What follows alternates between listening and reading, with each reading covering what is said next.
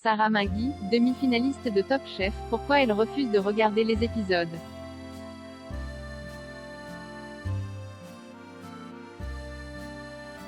Sarah Mingui jouera sa place pour la finale de Top Chef ce mercredi 2 juin 2021. La jeune femme nous accorde une interview.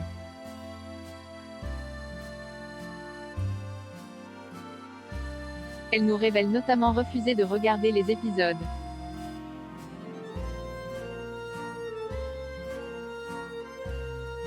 Ce mercredi soir, nous connaîtrons enfin l'identité des deux finalistes de la 12e saison de Top Chef.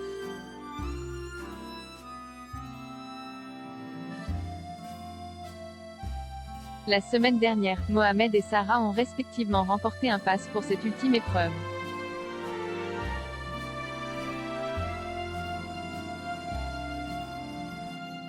Ce soir, Mathias défendra sa place et lancera un défi de taille à ses adversaires, cuisiner en entier un agneau de lait.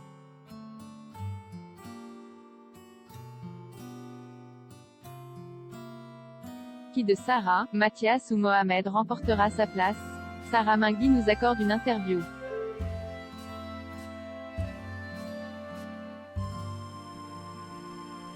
Elle est notamment revenue sur sa dispute avec le chef Paul Perret la semaine dernière et nous a confié ne pas regarder les épisodes.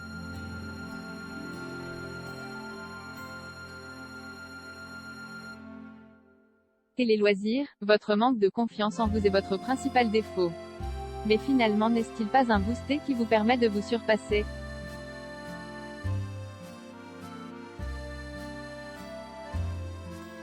Sarah Mingui, ah oui totalement. Après, ça m'a mis pas mal de bâtons dans les roues aussi, rire.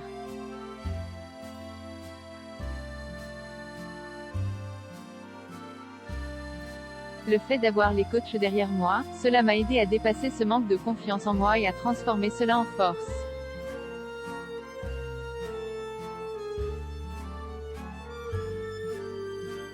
Qu'est-ce qui vous a permis de prendre confiance en vous?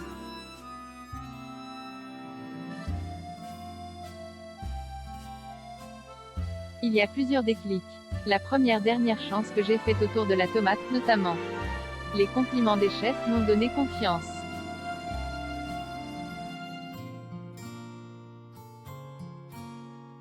Aussi, j'ai eu la chance d'avoir deux chefs à mes côtés.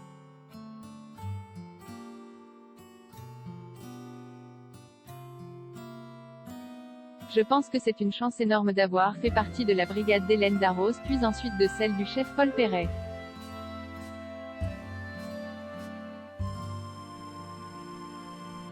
La chef Darroze a un côté très maternel, du coup elle est très rassurante.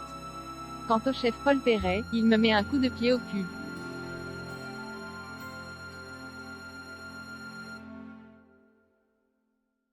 Je pense que c'était un bon combo, rire.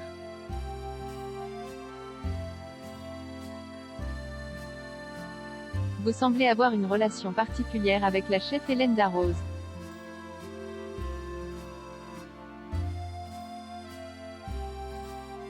C'est vrai, on avait une relation particulière toutes les deux.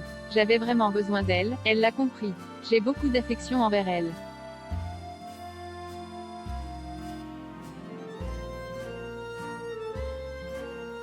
J'ai eu de la chance, elle venait souvent me voir à chaque épreuve pour me demander comment ça allait, ce que j'allais faire. Je l'aime beaucoup.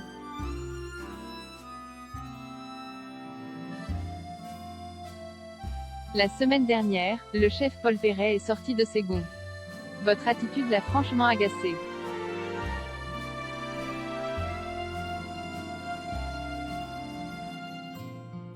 Je ne croyais pas en moi et ça l'a énervé. Je peux comprendre que ce soit énervant au bout d'un moment. Je ne attendais pas du tout à sa réaction.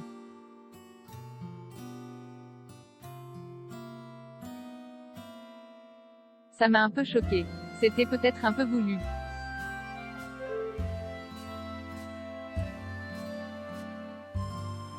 Je me demande si ce n'était pas un moyen de me faire un électrochoc en me disant arrête de dire que tu n'es pas capable.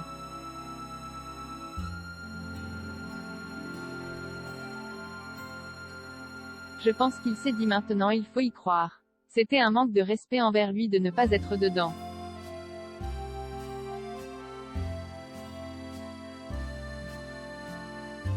Qu'avez-vous ressenti au moment où il s'énerve contre vous?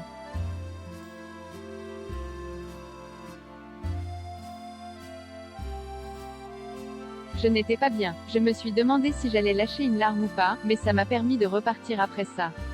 Je me suis dit, tais-toi et travaille.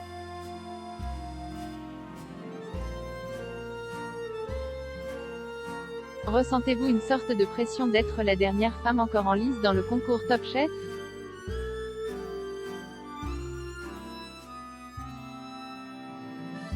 Je ne fais pas de différence entre les hommes et les femmes. Ce n'est pas quelque chose auquel je pensais, je vous avoue.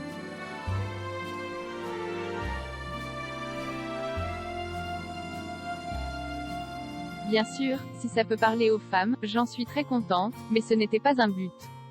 Je ne suis pas là pour porter un combat.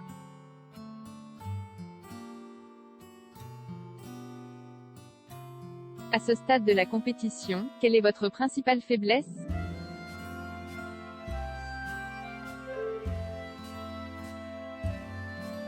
Je dirais que c'est le manque de technique.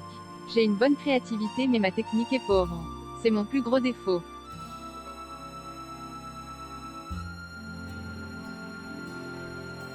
Je sais que Mathias risque de nous défier sur la technique. Mathias est le plus technique des trois.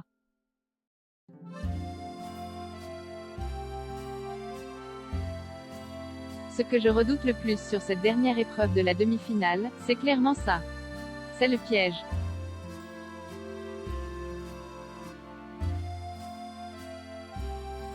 Mohamed a été formé par des grands noms, il a fait des maisons étoilées, j'ai face à moi deux mecs balèzes en technique.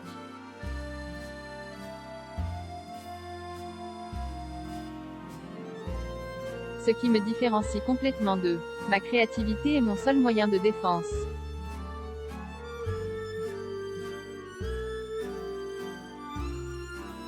Justement cette audace et cette créativité sans limite font-elles de vous une candidate idéale pour la victoire?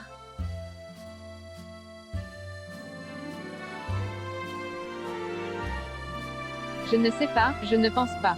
Je ne sais pas s'il y a vraiment un candidat idéal pour gagner Top Chef.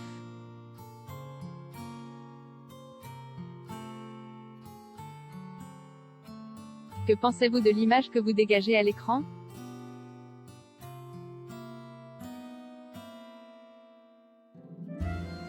Je ne regarde pas les épisodes. Je n'aime pas me regarder. Je sais que le montage je ne peux rien faire contre.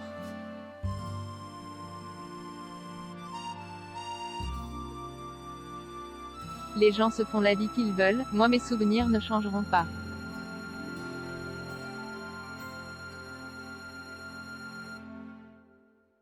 Comment vivez-vous cette notoriété, mais aussi les effets néfastes de cette mise en lumière, les critiques?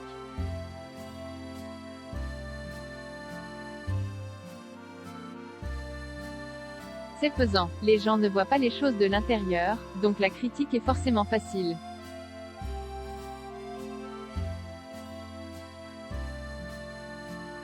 C'était pesant au début, j'ai appris à faire avec, enfin j'ai surtout appris à arrêter de regarder.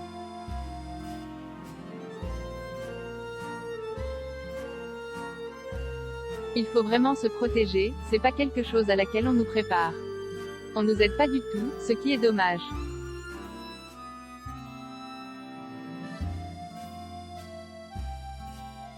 J'aurais bien aimé qu'on me prépare à tout ça, c'est particulier.